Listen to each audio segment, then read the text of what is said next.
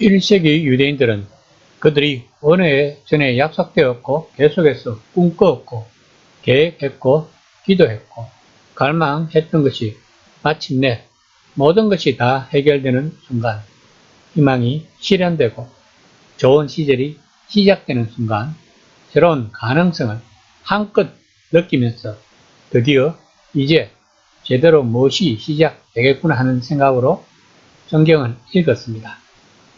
즉 그들이 성경에서 이야기하는 모든 것이 자신들 세대에 실현될 것으로 보았습니다. 이런 주전 2세기부터 유행한 묵시 문화의 영향이 컸습니다. 주전 2세기에 만들어진 다니엘서는 그 당시 유대인들이 가장 자세히 연구했던 구약 성경 중 하나였습니다. 다니엘서에서는 바벨로니아 유배에서 시작해서 490년 동안 지속될 유대에 대한 예언이 나옵니다. 말하자면 다니엘서는 그들을 이끌어주는 여행 안내서였습니다. 그 책대로라면 계속 가기만 하면 결국 확실히 목적지에 도달한다는 것입니다.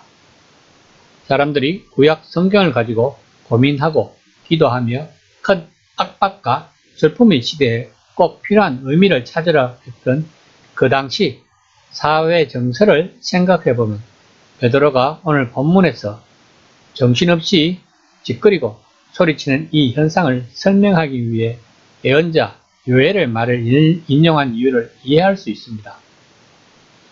2장 14에서 15절까지 말씀입니다.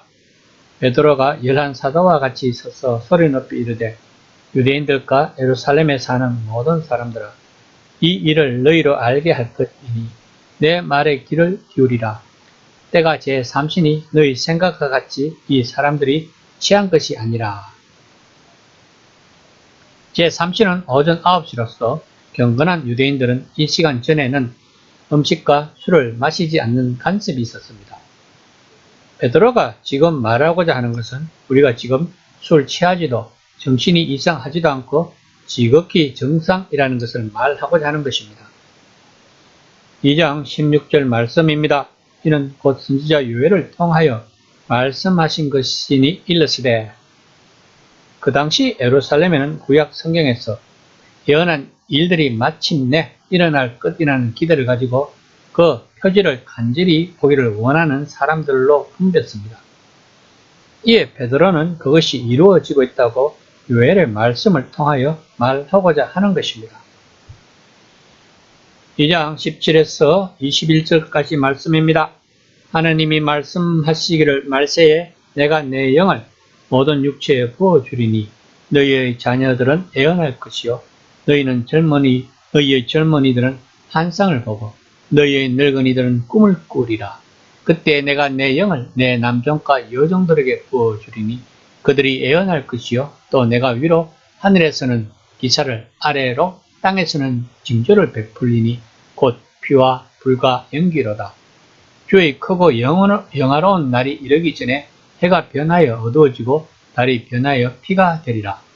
누구든지 주의 이름을 부르는 자는 구원을 받으리라 하셨느니라. 하나님은 자신의 영을 통해 사람들 사이에 일해 오셨지만 그때까지는 왕과 예언자 또는 제사장과 어려운 사람들에게 영감을 주셨습니다. 그런데 예수님의 죽음과 부활을 통해 신선한 신적 에너지가 갑작스럽게 분출되면서 하나님의 영이 많은 사람들 위에 동시에 부어졌다고 베드로는 논증하고 있는 것입니다. 여기에는 노예와 자유인, 남자와 여자, 젊은이와 늙은이 사이에 차별이 없다는 것입니다. 그들 모두가 구별된 하나님의 참 백성이라고 말하고 있습니다. 20절에서 주의 크고 영화로운 날은 24시간의 하루가 아니라 순간 다가오는 때를 뜻합니다.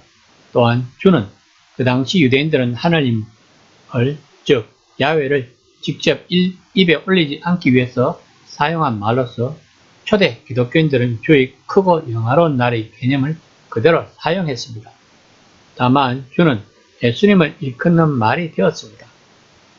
또한 주의 날이 시작되면 1장 11절에서 이미 약속한 대로 예수님이 마지막으로 다시 오시면서 모든 것이 새롭게 되고 하늘과 땅이 하나가 되는 그날 사이에 살고 있다고 믿었습니다. 그러므로 본문에서 피와 불과 자욱한 연기라는 말이나 해가 어둠으로 달이 피로 변할 것이다 와 같은 말은 땅이 흔들릴 정도로 놀라운 사건을 일컫는 일반적인 용어입니다. 즉 이런 표현들은 소위 사회 구조라는 것이 기초를 흔들 만한 사회적이고 정치적인 어떤 사건을 일컫는 말입니다. 그러면서 누가는 자신의 선거의 핵심적인 주제를 말하고 있습니다. 그것은 바로 구원입니다. 주의 이름을 부르는 사람은 모두 구원을 받을 것이라고 21절에서 말하고 있습니다. 구원받는다는 것은 오늘날 많이들 생각하는 것처럼 단순히 죽어서 천국 가는 것을 의미하지 않습니다. 그 의미는 하나님의 구출하시는 능력을 아는 것이며 그 능력이 예수님을 통해 드러났고 현재는 하나님이 최종적으로 행하실 구원의 행위를 기다린다는 것입니다. 베드로는 이제 청중에게 주의 이름을 부르라고 그래서 그 구원, 그 구출을 미래의 희망으로서만 아니라 현실의 실제로서 경험하라고 말하고 있는 것입니다. 이 시간 나는 지금 현재의 삶 속에서 구원을 받았는지를 경험하고 있는 삶을 살고 있는지 한번 점검해 보는 시간이 되었습니다.